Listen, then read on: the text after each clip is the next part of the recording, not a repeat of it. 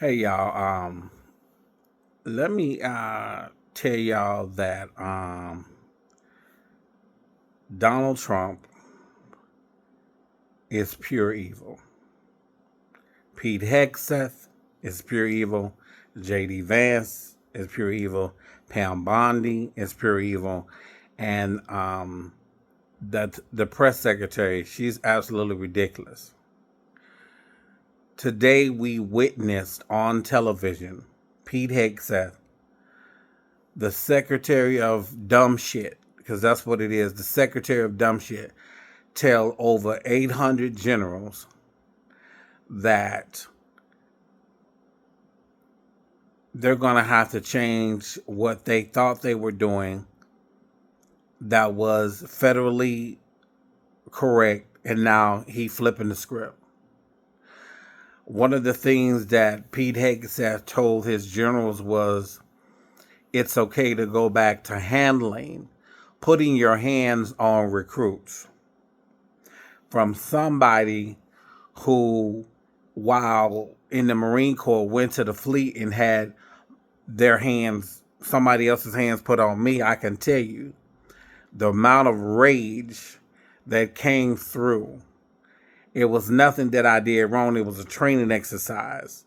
We weren't even using live rounds.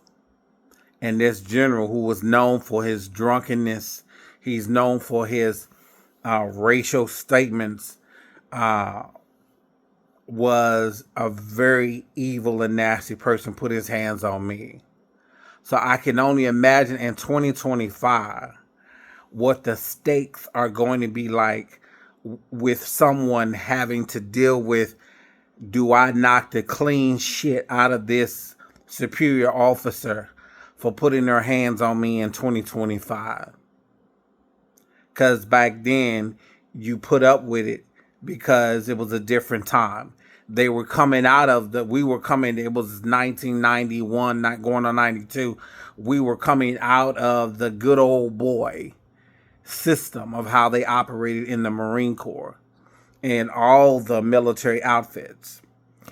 We're now going back into the good old boy system of what the military used to be like for black people and anybody who was mistreated. And just some people adapt slowly, especially when it comes to the military.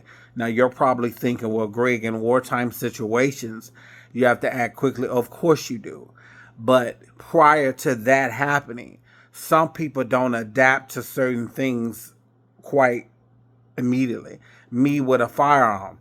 When I went to SOI, School of Infantry Training, it was a fucking disaster. One, because I was away from home in that capacity for the first time.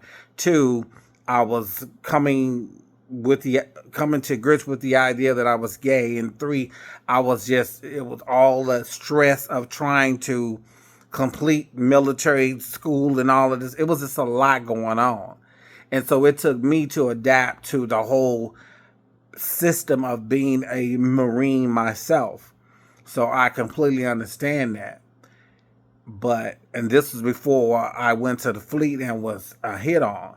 So I can only imagine in 2025 with all the mental health issues that are going on in the military. Because as you all remember, back in the day, I think it was right after the Iraq war, a lot of men, particularly Marines, were coming home. Some of them were strangling their wives. A lot of the men were unaliving their wives, unaliving themselves. That mental health was never properly recognized because it was assumed something that, you had to get used to or toughen up and all that. But when they started to notice all the mental health issues that were coming from military personnel after the Afghanistan war, they started to really focus on mental health for these soldiers. Guess what? Pete Hegseth all but said that shit is no longer happening.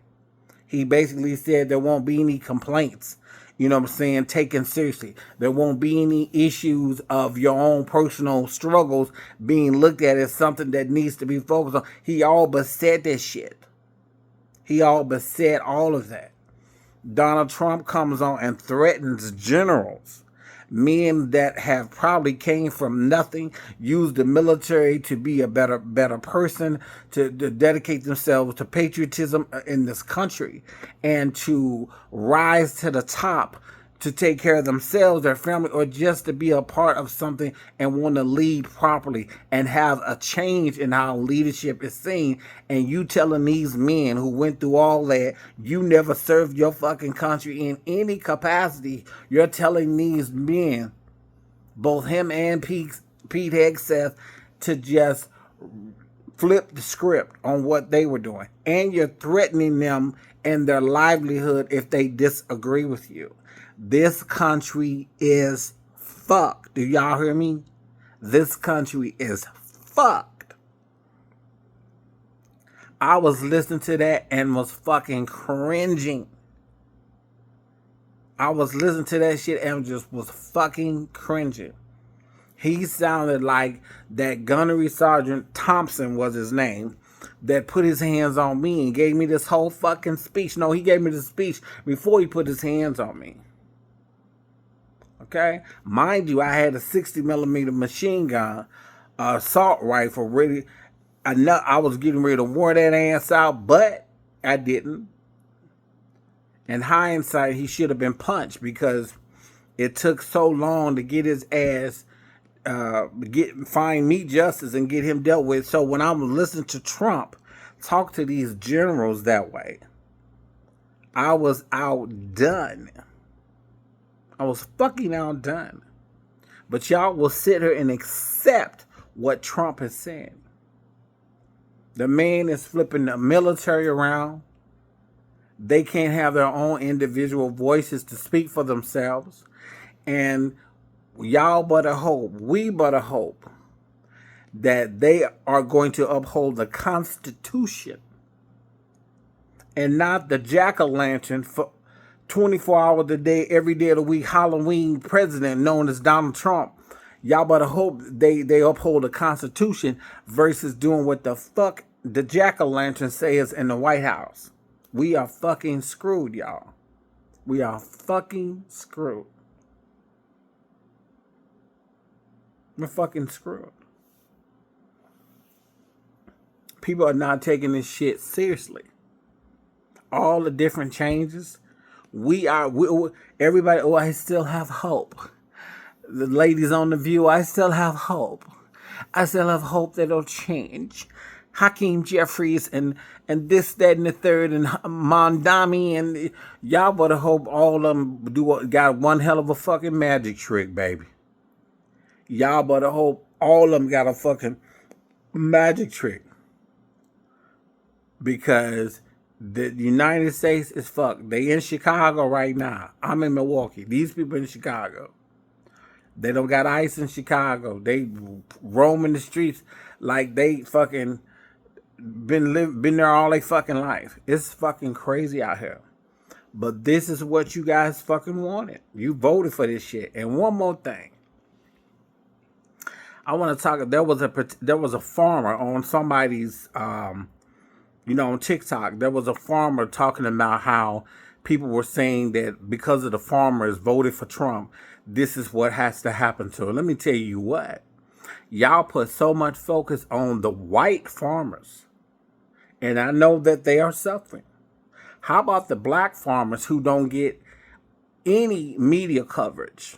They have to go on these independent media places like this and talk to Don Lemon and talk to all these other folks just to get seen, not to mention heard. Whereas the white farmers are out here, they can say all this stuff. They all struggling, truth be told. But the black farmers are suffering more.